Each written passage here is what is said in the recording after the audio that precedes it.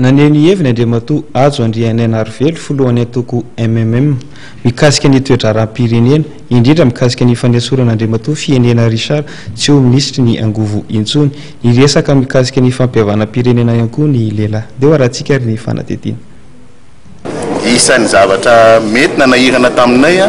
araky ny voalazanay tamin'ny fampilazana reny mety ny lafiny teknika tsy voafehanay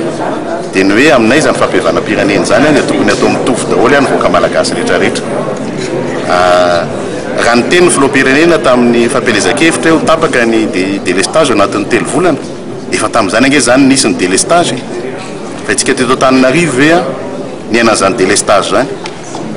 fa tadiavako azy tsy ny ainan'izany tsika androany voatery ny ainan'izany délestage zany daholo ihany naheran'ny Madagasikara dia zay tsika voataitra androany mety maty ny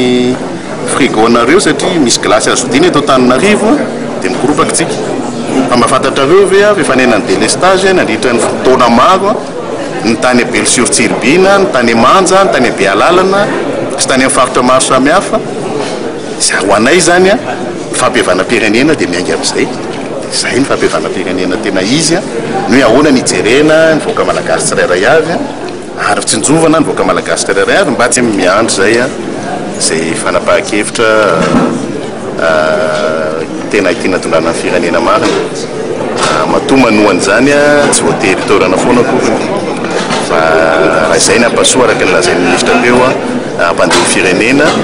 dia zay koa isan'ny fanohanana raha raisitsika ampanao baolina tsy voatery Messi tsy voatery hijanona 90 minutes tsy midika akory zany hoe tapitra amin'ny raha miala aloha Messi dia ho resy ny ekipa na andresy ny ekipa na ilika zay tsy natsapa am'le izy hoe faniliana fa mifatsapahanay hoe zay zany contribution anay hampandehanana ny firenena dia miandry zay zany fa orinany nandehanan'ny ministra anay dia andeha ny firenena irehitra daholo ny jiro eto Madagasikara fa raha ohatra kosa tsy zay ny tanteraka dia eo zay vao mahatsiaro hoe faniliana le izy zay ngamba ny tena mazava ary fa isahirana amin'ny firenena androany tena sahirana mihitsy ilain'ny firenena dia mitondra chauffeur en ambulance tena dokotera marina hitondra ny malagasy hitsabo ny malagasy